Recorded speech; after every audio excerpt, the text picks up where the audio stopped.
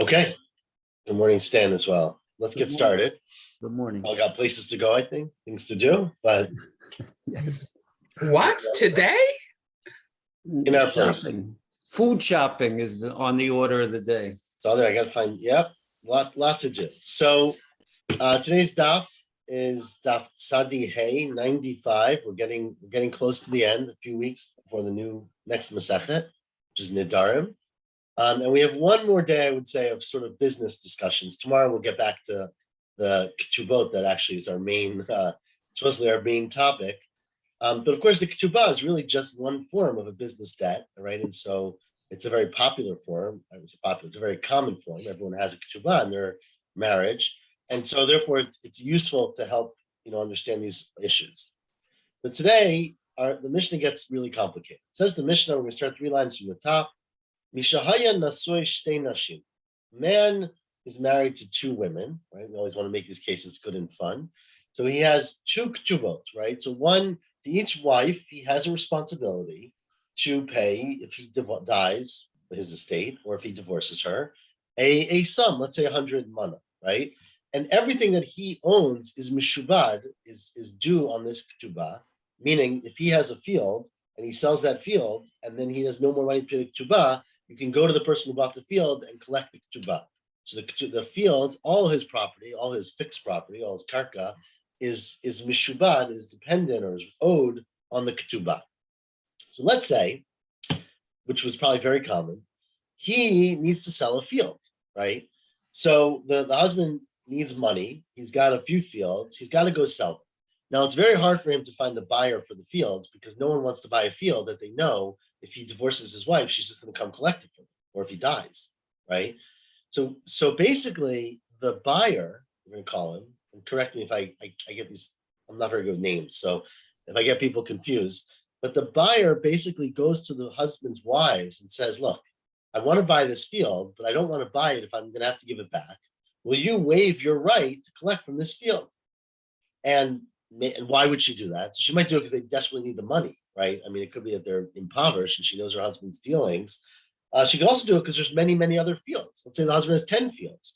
So I'm selling one. The guy who buys it will give top dollar as long as you waive all rights in perpetuity to collect from this field, right? So what happens is there's 2 wives there. So one of them, katva rishona lelokeach, the first wife, writes to the guy who's buying it, dinu dvarim ein li imach. I will never come and collect for you from this field. My ketubah will not be collected from this field. And the second one does not write, right? So then if the husband divorces them or dies, hashniya motzia milokeach. So the second one, if there's no other money to collect, can go and collect the field from the one who bought it. But then, of course, what happens is, let's say the husband has no other money, the first wife can then go to the second wife and say, look, I got married before you. My lien on the field came before your lien on the field. So then the Rishonah collects min hashniya, right? So let me just do the case again because it's very complicated. And so I hope I can simplify it a little bit. But basically, a man has many fields, let's say, right? And a lot of money. Then he doesn't have a lot of fields. He's a lot of money. He's got 2 wives. He's running out of money. He wants to sell. He's got prime real estate in downtown Manhattan. Someone offers him $1 million for it. But the person who wants to buy it knows that it would go to his wives if he died, right? And so it's hard to build a skyscraper when you might have to give back the property. So he goes to the wives and says, will you write that you have no claim on this field? And the first wife says, sure, I'll be happy to write that. The second wife says, I will not write that. And then the husband dies, let's say. And so the second wife now says, well, I need to collect my ketubah. There's no money anywhere. She goes to the guy, the lokeach, the one who bought the field, and says, I want the field back. So he gives it to her. She didn't give up her right. But then the first wife goes to the second wife and says, look, I just got married before you. I have precedence on our husbands, our dead husbands, our departed husbands, our late husbands' field. So you have to give me the field that you collected. So then the second wife gives it to the first wife. I have a question. Yeah. Sorry, my Zoom is like not stable. You said in the beginning that this guy had many fields, and then you're talking about one field. So the ketubot are both for both wives are specifically against one field only? No, so the ketubah is against all of his property. It says in the All of ketubah, them. all of them, unless you waive some. So if there were other fields, we're going to see later today, but we've talked about this before. Obviously, if a man sold a field and he has another field that he didn't sell, you have to collect from the field that was not sold. You can't go and take it away. But let's just Right. say for whatever reason that field went down in value, or something happened to it, it got flooded, whatever the case may be. So that the only thing to collect now is this one field that was sold. Okay. The first wife can't collect from it because she wrote that she's never going to collect from it. Yeah. But the second wife can. But once the second wife collects, the first wife goes to the second wife and says, wait a second, now you have property that used to belong to our departed husband, our dear husband, and I should get it first. So I only told the buyer I wouldn't take it from him. I didn't tell you I wouldn't take it from you. So I have rights on this field. So then she goes and she collects the field from the first wife. But then the buyer goes to the first wife and says, wait a second. You gave me a star that says that you're not going to take this field from me. I bought this field from your late husband. So I want it. So then the Lokeach takes it from the first wife. And then, as the Mishnah says, Chosrot Chalila. Right? You go around in a circle. The second wife collects it from the buyer. The first wife gets it from the second wife. The buyer gets it from the first wife. And this field is basically being passed around until someone catches on that there's no end to this. They do some kind of compromise. So they make some negotiation that they realize no one's going to win here. Let's all agree on some fair, equitable arrangement, whatever that may be. It might be to split into three, but it might be something different, obviously, depending on the different needs and costs and whatever it may be. So they make some agreement. And the same thing would be true if there was no ketubah, it was just a bachov, right? If someone bought a field and sold it, we'll see the more of the case, but the same idea. So that's our mission, okay? Now, first thing that the Gemara's problem with this is that I don't understand how a wife can write off her rights to collect from a field. Remember, a wife's ketubah from the moment she gets married means that all of her husband's property is mishubat to the ketubah. Before he got married, of course, has nothing to do with it. But once let's say they got married, in 1999, anything he owns or buys after that point becomes mishubat to her. And if he subsequently sells it, it's sold with a lien on her ketubah, knowing that if there's no other money and he dies, that she's going to come and collect it from the person who bought it. So if she writes to the person who bought it, look, I'm never going to come collect my ketubah from this field, does that mean she can never do it? If she does write that, then I agree not to collect my ketubah, my hobby, does that help? But Tanya, we learned in a Braita, we learned this earlier. Let's say a person says to someone else who, again, the situation here is where someone lends someone else money and writes an ishtar or a woman with a ketubah, I will pay you back $1,000, and if I don't pay you back, you can collect from any of my fields. Someone comes to buy the field, and the person writes, oh, don't worry, if you buy the field, I won't come to collect from it. I have no business. I'm not going to come to court about this sadah. But I have nothing to do with it. My hands are taken away from it. Said the Braita, lo amar klum. It doesn't matter. What you say has no impact. What you write is what matters. There's a star. The star says you're going to collect. You're allowed to collect. So the fact that she wrote it or said it has no impact. It's not in the star. Well, that's true in general. But here we're talking about where you made a kinyan. Because if you make a kinyan when you do that, like we do when you sell chametz, right? So then that actually enforces that rule. So when you make a kinyan, you actually lose your rights to collect from that field. You're basically giving over your rights. So here, that's what the wife must have done. She made a kinyan, and she said, I will give you no right. I have no rights in this field for collecting my ketubah. Says more, so what? Who cares if you're kanu miyado? Tema, why can't she always claim, and this obviously is the argument that we would have started with, which is that she's under significant duress, right? It's not, her husband comes and says, look, we're running out of money. I need to sell this field. No one's going to buy the field for me because they know it's going to be paid for your ketubah.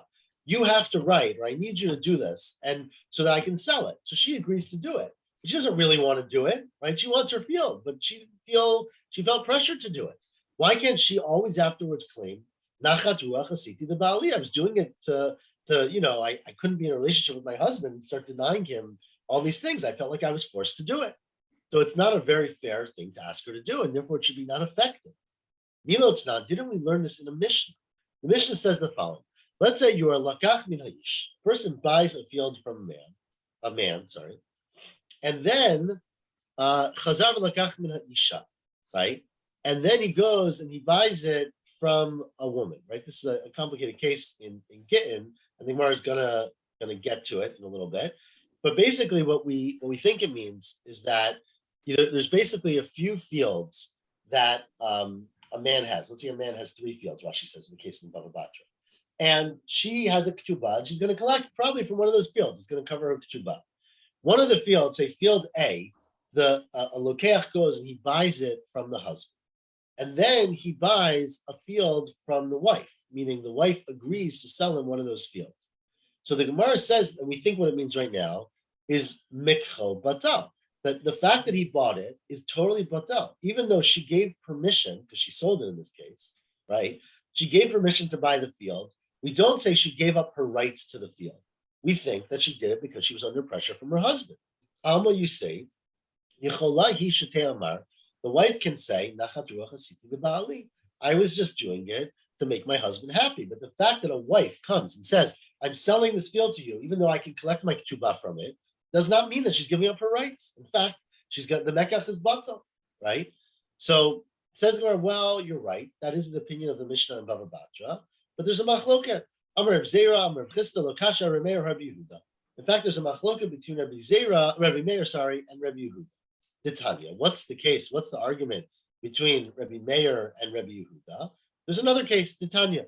There's another case in the Braita, which is very similar, where Katav the Rishon, let's say the husband goes to buyer number 1, and he says, look, I'm writing a shtar here, and I'm going to sell you my field for $100,000, right? Again, the shtar is, the field, is mishubad to the wife, right? And he says, and my wife will sign off her rights to collect from this field. But she doesn't do it. Lo chatma lo. The wife says, I'm not signing. And then the husband goes lasheni, to a second buyer. And he says, okay, I'll sell you my field for $100,000. And the wife signs off on this one, and she signs off on the bottom of the shtar saying, I'm not going to collect from the field. So it's a different field, just to be clear. The husband has 2 fields. He sells it to guy number 1, and the wife does not sign off on that. He then sells the second field to guy number 2, and the wife signs off on that. Okay? Then the husband dies. And the wife wants to come to collect her ketubah. She can't collect it from number 2 because she signed off her rights. But she goes to collect it from number 1. Can she do that or not? Says the Braita, she can't. Ibdak ketubata. Divrei Rabbi Meir. Rabbi Meir says she lost her ketubah. Why did she lose her ketubah? Right? Because this is a fundamental question. Because basically, the first buyer can say to her, look, I know you didn't sign off your rights to me, but when I bought the field from you, right, from your husband, he still had another field from which you were going to collect your ketubah. Afterwards, you gave up the rights to sell that field, but that it shouldn't affect me. I left behind something for you to collect with, right? You then gave up the rights to that other one. So because you gave up the rights to the other one, you can't collect from field number 2, right? Because you gave up your rights. You can't collect from me from field number 1 because when I bought field number 1, I left behind another field for you to collect from. The fact that you then gave it away doesn't mean that you can now collect from me. That's what the Braita says. But what you see, what Rabbi Meir says, what you see clearly from here, that the fact that she signed away her rights to field number 2 means she doesn't get her ketubah from field number 2, even though she might say, I was just doing it to make my husband happy. Different Rabbi Meir. Rabbi Yehuda says in the Braita, no, she can say, I didn't really want to give away my rights. I just did it because I felt pressure. She can say, Nachat ruach asiti the Baali. I was doing it to make my husband happy. But atem malachem alai. I didn't really, meaning a way of saying, I didn't really want to give up my rights. And so I'm not doing it for you. And I want to get the field back from you. And so therefore, that explains sort of the contradiction in these 2 Mishnayot, right? Our Mishnah says basically that a woman who says, I don't want anything to do with it, does not have anything to do with it, right? Even though you can then say maybe she didn't mean it. That's Rabbi Meir's opinion. And the Mishnah of Bava Batra, which says that if you buy from a man and then you buy from the wife, it doesn't count, is going like Rabbi Yehuda. Okay, so that the wife's sale does not count because we assume she was pressured into it. Doesn't matter. Well, that's great, but how could you have a stam mishnah, meaning a mishnah without a name, in Ketubot that's going like Rabbi Meir, and in Bava Batra that's going like Rabbi Yehuda? What about Rebbe, right? So it says the Gemara, but Rebbe, question mark now. Satam lahachlik Rabbi Meir, satam lahatam Rabbi Yehuda. How could Rabbi Meir do that? Amar Papa, you're right. That's not the case. The case is in our case, where we don't let the wife get out of her excuse, saying I did it for my husband, is talking about a grusha. Amar Papa, a big grusha, but different call. We're talking about a case where the husband basically divorced her. She hasn't collected her ketubah yet, but it's owed to her. The guy comes to buy the field, and then the wife signs off her rights. Obviously, at that point, she can't claim I did it to make my husband happy. They're divorced already, right? And so therefore, anything she does at that point has effect. But that's what our Mishnah is referring to. Our Mishnah is then referring to a grusha. But the other Mishnah, Bava Batra, is referring to when they're married. And when they're married, a wife who signs away her rights is considered to be under duress automatically. Ellie, Yes. is Rabbi Yehuda saying she can collect from either field or just the first? Just the second. Just the second, review the same. So The again, second, which she actually signed off on. correct. Review the same is that her signature is null and void. And it's as if she never signed. Because And we so assume, the first guy's argument that she can't collect from me because there's another field holds. correct. As long as the second field has enough value, then she has to go to the second field and go in that order, right? You go in order of how you bought it, basically. So Even though we've always been saying she can collect from any field, right? that's only if it's not sold. If a husband's 5 fields, she can collect from any from the Yorship. But if you go to people who buy it, we're going to get to this more today. But let me tell you the fundamental rule, which is more important, and then you'll see where it comes from. Which is, let's say the husband has 2 fields, right? And he sells field number 1, but it's mishubat. Her ketubah is owed on this field, and then the husband dies. So the halacha is she has to collect from field number 2. She can't go to a guy who bought field number 1 and say, "Look, your field is a really nice field. I'd much rather live in Riverdale than own a house in Scarsdale."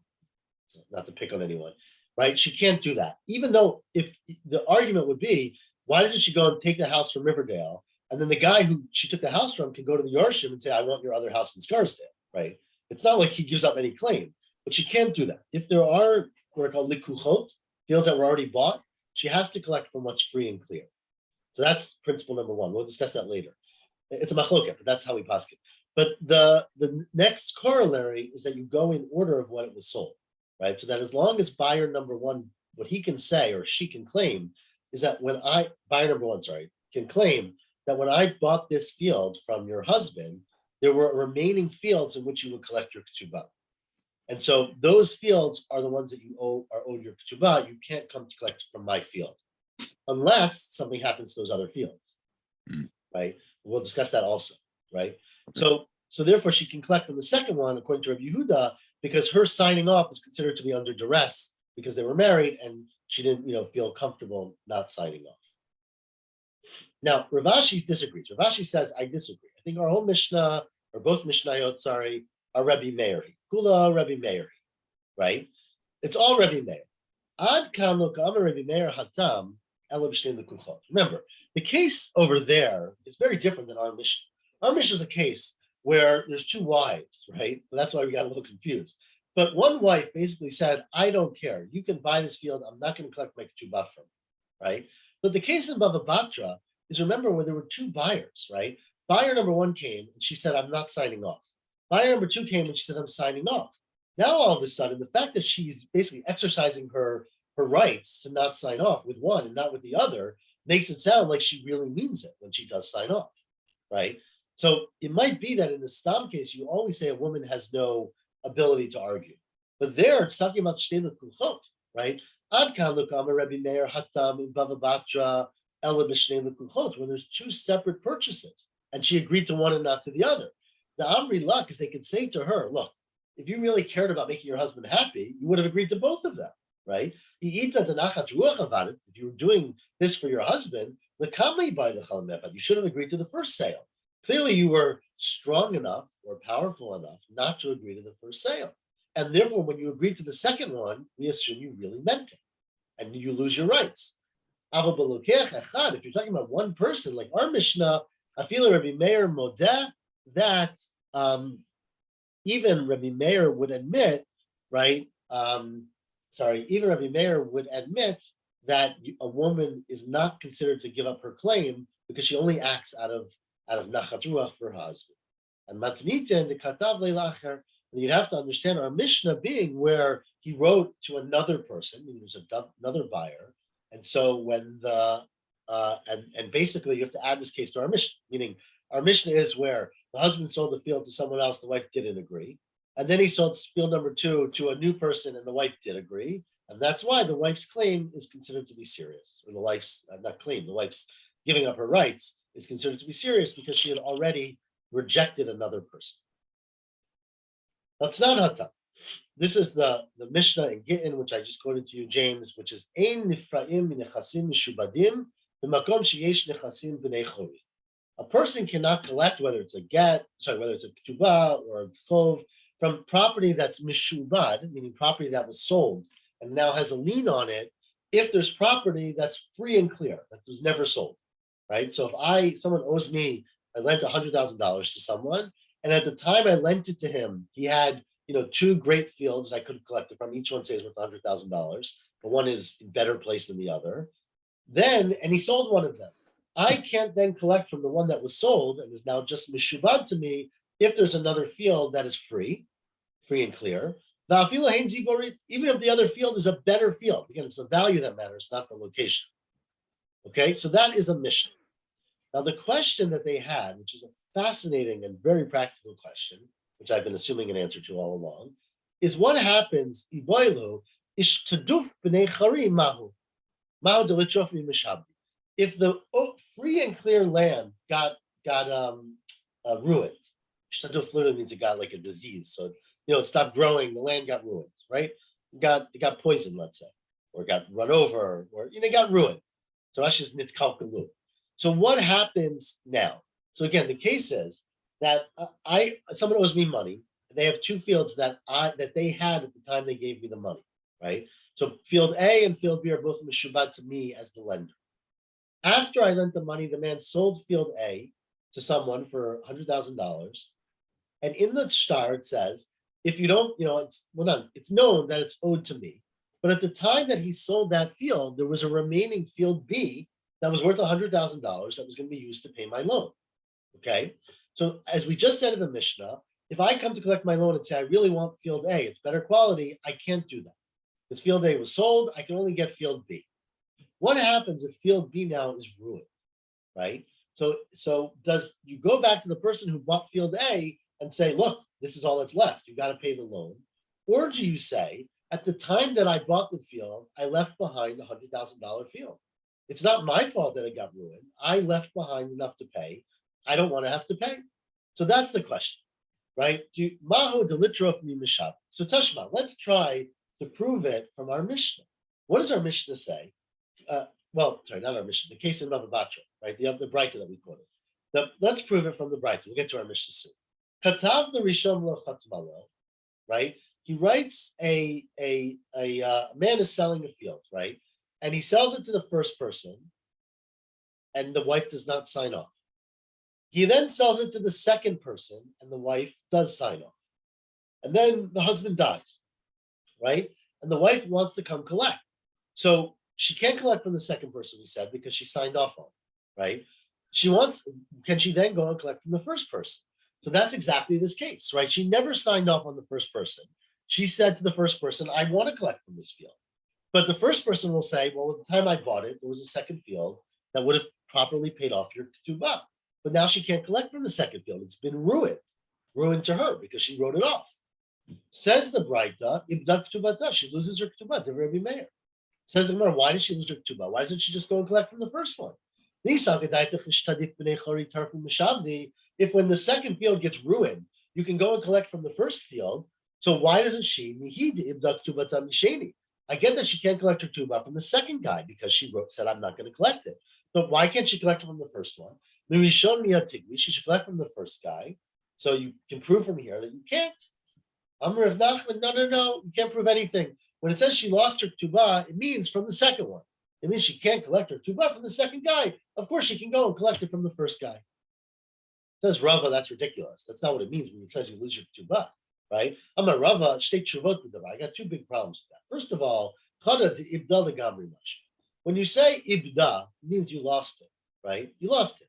So I don't get that that's any proof that you can get it from someone else. It sounds like you lost your tuba, not you lost it from person one and you get it from person two. But furthermore, there's a Beferisha Breita which disagrees with you. Well, Tanya, look at the following Breita.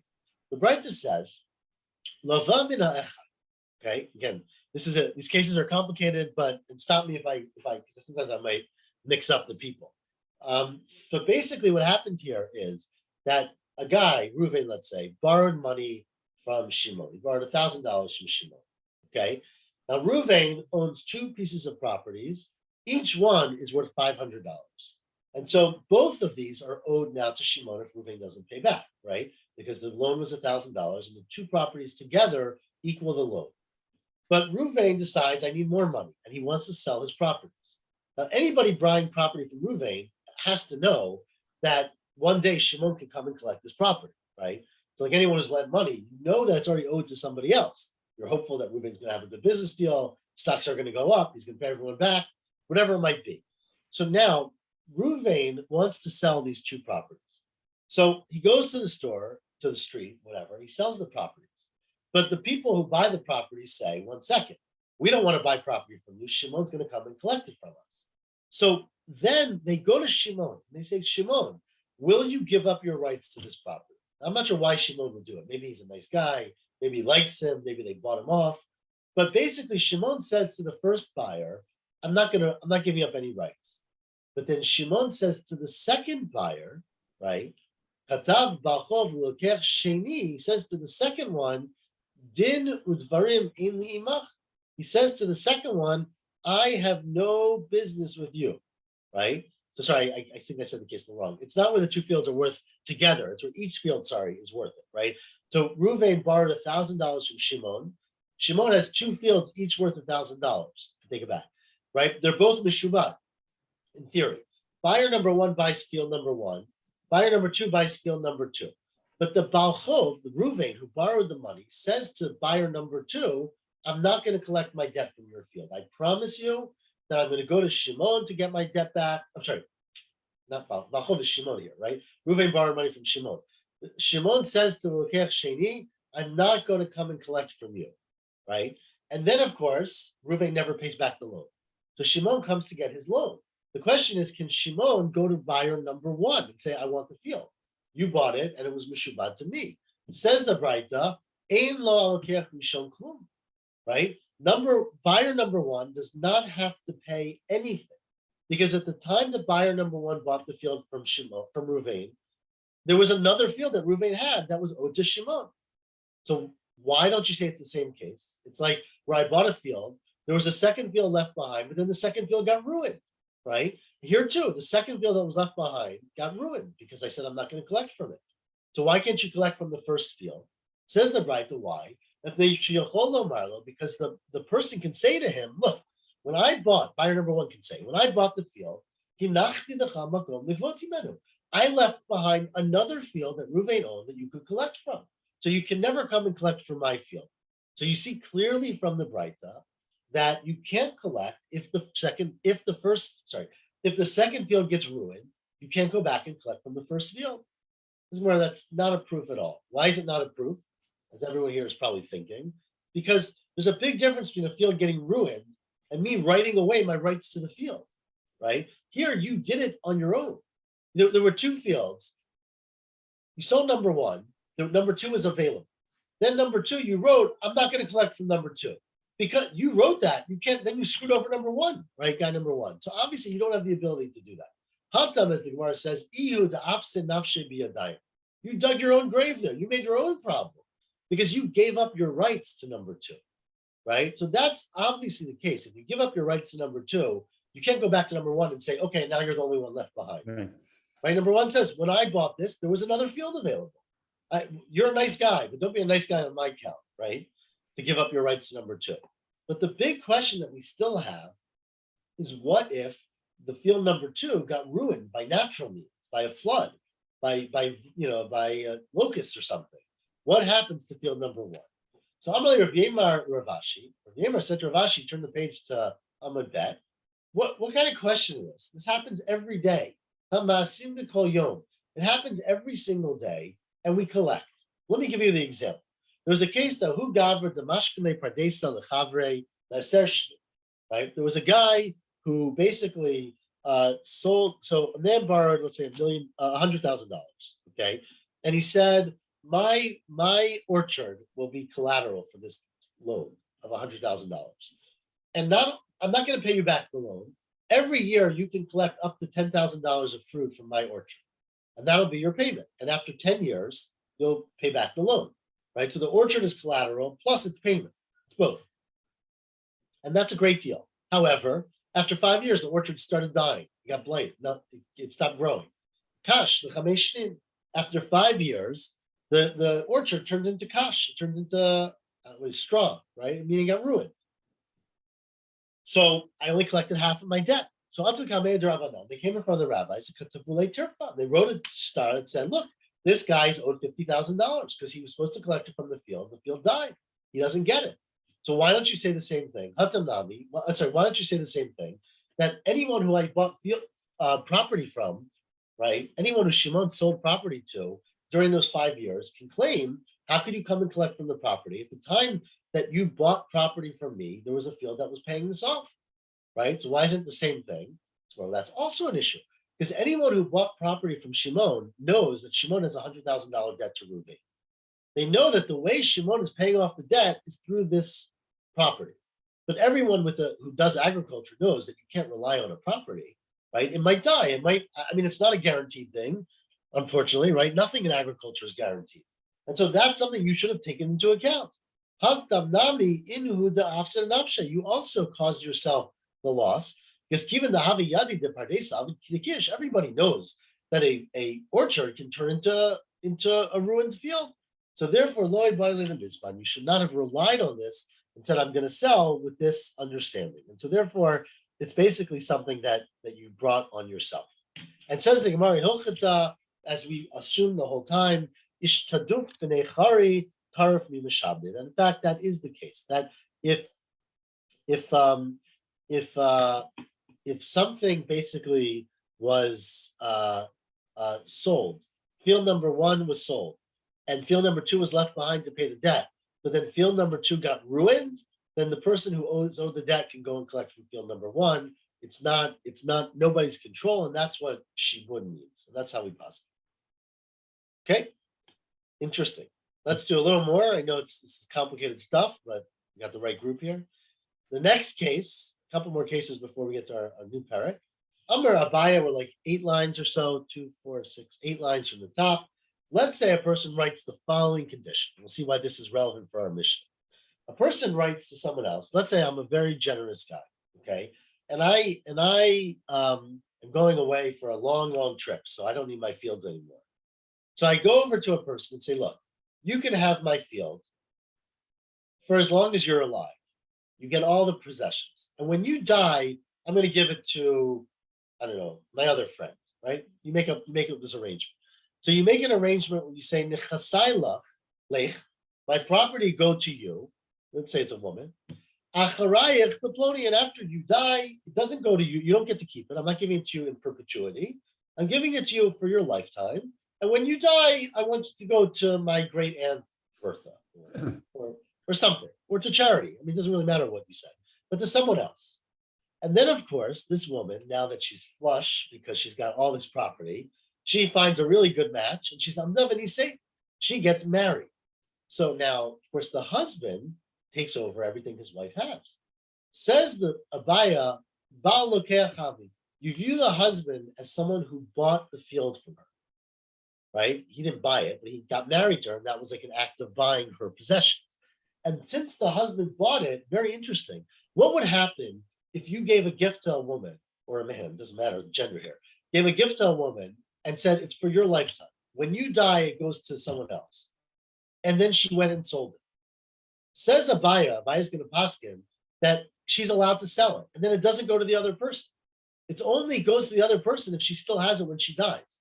If she sold it, the sale is chal, and it goes to the person she sold it to. So since she got married, it goes to her husband. And Baal Lokeh Habi, the husband is like he bought it from her. Ve'ein la'acharayach b'makom ba'al klum. And the other, the acharayach, the next person, right, what's called the charity, right, doesn't get anything because it's basically like she sold the field. Kiman, now who's that going according to? Ki haitana, in fact, it's a machloket tanayim, the Tanya.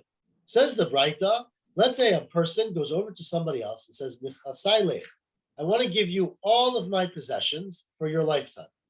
Acharayach, when you die, I want it all to go to Ploni. And then Yarad Rishon Machar, and this person goes and sells it for $100,000. Hasheni motzim yad lekuchot. Then when she dies, the second one can go take it even from lekuchot because it was his field, right? Divrei Rebbe. But Rabbi Shimon ben Gamliel says, no, it's not the case. Ein l'sheni ela mashashia rishon. The second person, or the person we're going to call acharayach, the one who gets it after the fact, doesn't get anything except what she still owns when she dies. If she sold it, there's nothing goes to the second one. All the person said was, I wanted to go to person A, and when she dies, go to person B. If she sold it, it goes to the buyer gets it, and it doesn't go to person number 2, the acharayach. And so that's how a buyer is paskin. So that if he gave it to a woman and she then got married, her husband automatically becomes like a buyer, even though she didn't have any transaction with him. And therefore, it doesn't. When she dies, it doesn't go to the acharayach. It doesn't go to the other person. Says the Gemara, well, did Abaya really say that? Amar Abaya hachi. Amar Abaya, didn't Abaya say, Ezu Rasha Arum? This is a particularly pernicious statement, right? Who do you call we translate Rasha Arum. Remember the snake, the Nachash, right? Was Arum, was tricky, I don't know how you translate Arum. But a very vicious Rasha. That is Mesia Eitzah Limkar B'Nechasim, Rabbi Shimon ben Gamliel. That's someone who teaches a person to sell like Rabbi Shimon ben Gamliel. Right? A cunning evildoer. Evildoer. Okay. Aru means evildoer, but the way we translate the Nachash, it's a perniciousness. So either way, what's an evil thing is to tell someone who gets a gift, right? A really nice guy goes, or woman, and gives a gift to someone for their lifetime and says, but after you, I want it to go to charity. And someone goes and says, oh, by the way, you can sell it and you can make $1 million. That's a really wicked thing to do because obviously the intent of the person who gave it was not for that to happen. But the way he gave it allows her to do it. So how could a buyer be saying a woman should do this? Says, well, I didn't say she should do it. He come or Tina said, say she should get married. She did get married. He said, we can't stop her from getting married. The point is, she didn't do it on purpose, right? She wanted to get married. So the fact that she got married means that it ends up going basically to her husband, not to the designated charity. So unfortunately, the charity is going to lose out. So there's no exception where the husband would say, I forego it. I mean, I guess he can donate it as well, but no. Okay. Right, he could, I don't know what the tax implications. Okay. Says Abaya, one more rule, which is, let's say a person, it's going to sound like it's very different than the rule we just said, but you'll see why. Let's say a person said to a woman, Nichasai lach, look, I want to give you my house. Well, it's not so good house. Anyways, let's say my house. But I wanted to go to someone else after you. And then she's machra, she sells it, and then meita, and then she dies. Then says Abaya, which sounds exactly different than what we just said. Habal motzi miyad lekuchot. Here, the husband can now claim and say, look, I'm supposed to inherit my wife. She sold this property, but she couldn't take away my rights. So now he can go and take it from the person who bought it. Okay? So the husband gets to take this house from the person who bought it. Now, all of a sudden, the charity starts calling. And they say, wait a second. This man, before he went away, said that this property goes to the woman while she's alive. And once she's no longer there, it goes to us. So we want the property. So they go to the husband and they say, we want it from you. Acharayach miyad bal. They go and they take it from the husband. And they say, 1 second, we have the rights to this over the husband. But then the lokeach, the person who actually paid for the field, goes to the acharayach and says, 1 second, we bought it. And we just said if you bought it, you get it ahead of the acharayach. So again, we're going around in circles. Says Abai, we don't go around in circles. We give the whole thing to the person who bought it. Now ask the Gemara, why? It's not. Why is that different than our Mishnah? Remember, our Mishnah had a case. I'll just remind you. Our Mishnah's case is where a husband had 2 wives. Okay, simple case. One came first, wife number 1 and wife number 2. So wife number 1 had a higher claim than wife number 2 because she got married first. Wife number, wife. What's the case? I'm going to go back to the Mishnah just to get the case. I actually forgot it. All right, so the Mishnah's case was this, right? The first wife wrote to a person who came to buy fields, I want nothing to do with this field, right? And the second wife said, basically, I'm not giving up my rights, okay? And then the husband died. So the second wife goes to the person who bought the field and says, I want this field because my husband owed it to me for my ketubah. So she gets the field.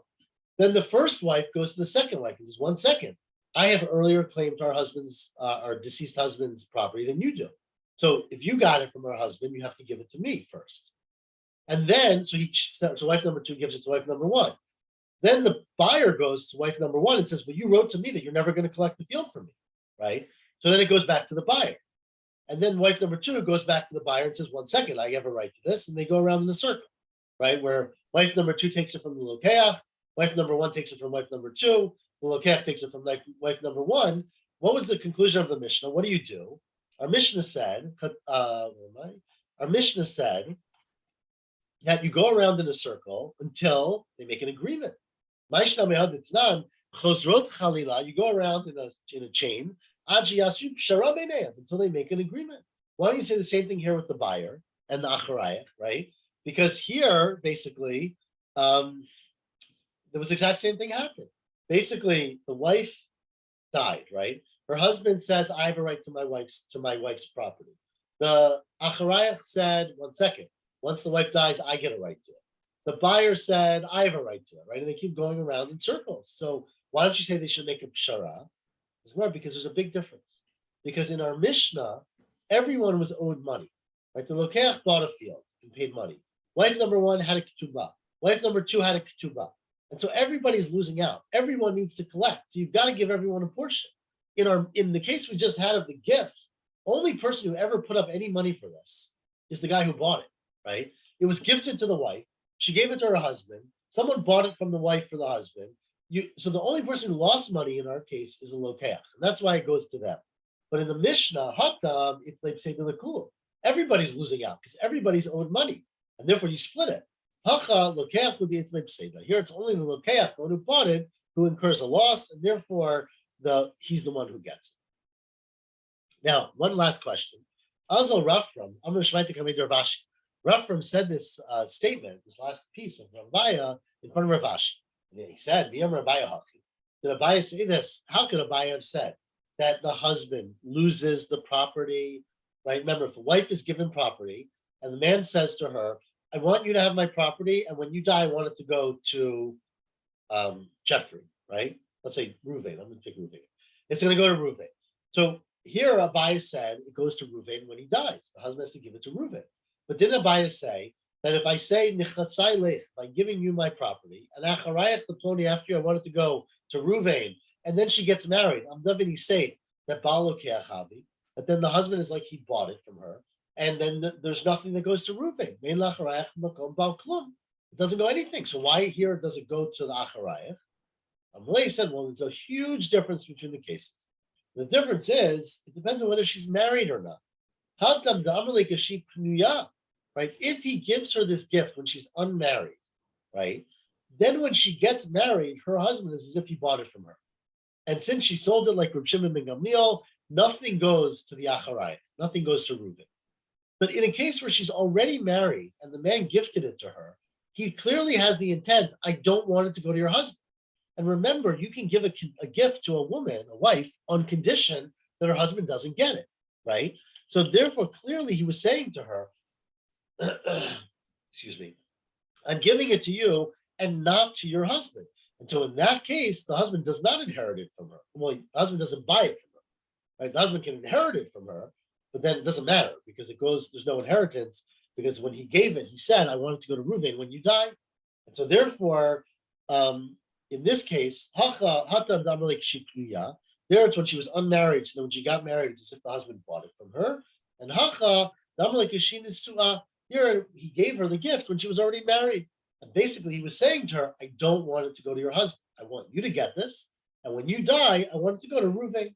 Micah, what does he say to her? Now after you, I want it to go to Acharayach, but Baal lo likni, I don't want it to go to your husband.